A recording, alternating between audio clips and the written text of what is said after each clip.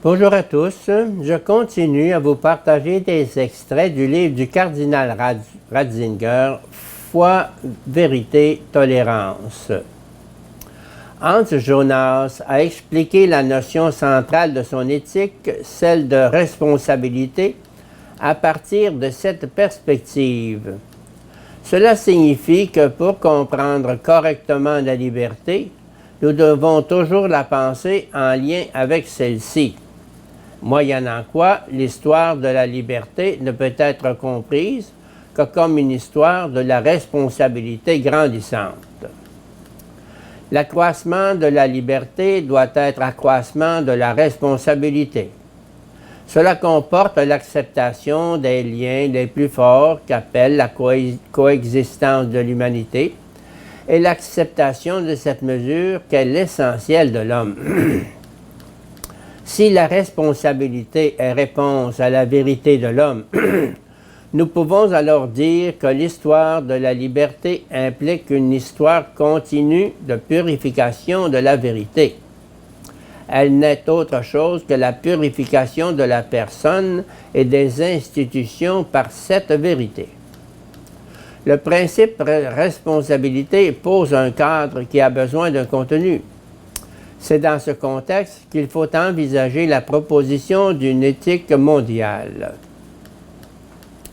La raison se doit d'écouter les grandes traditions religieuses, à moins de se vouloir aveugle et sourde à ce qui fait l'essentiel de l'existence humaine. Il n'existe pas de philosophie qui ne vive de cette écoute et de cette acceptation. Chaque fois que cette relation est brisée, on en arrive à un pur jeu de notions. Déjà, le thème de la responsabilité, c'est-à-dire le problème de l'ancrage de la liberté sur la vérité du bien, sur la vérité de l'homme et du monde, suffit à faire voir cette nécessité de l'écoute. Pardon. Car aussi juste que soit dans son point de départ le principe de responsabilité, la question n'en demeure pas moins de savoir comment reconnaître le bien commun et ce qui est bon non seulement pour aujourd'hui, mais aussi pour demain.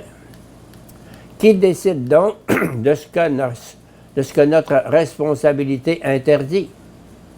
Quand on ne trouve plus la vérité dans l'appropriation raisonnable des grandes traditions de la croyance, on la remplace par le consensus. Mais une fois de plus, de quel accord s'agit-il? On dira de ceux qui sont capables d'argumenter.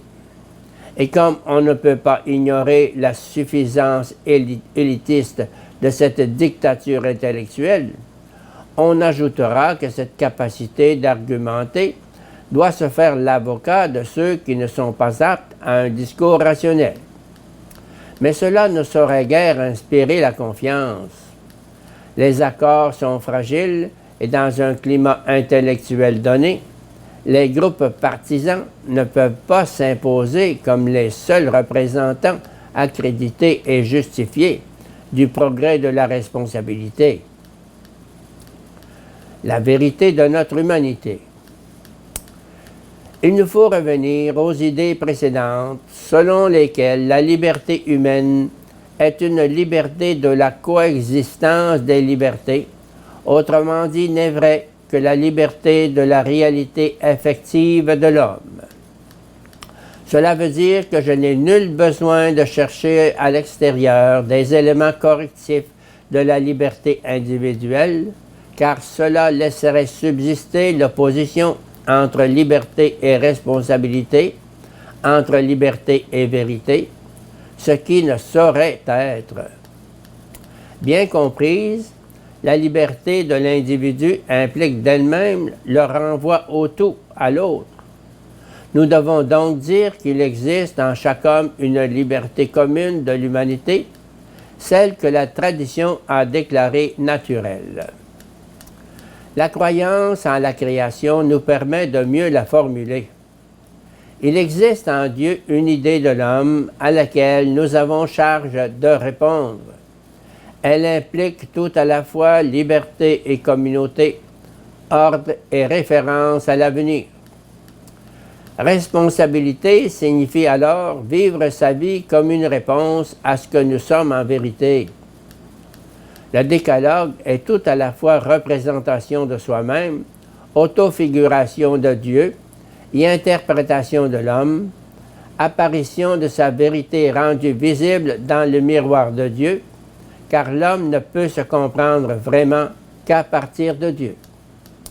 Vivre le décalogue signifie vivre la similitude divine de l'homme et justement la liberté, fusion de notre être et de l'être de Dieu, et par conséquent accord de tous avec tout.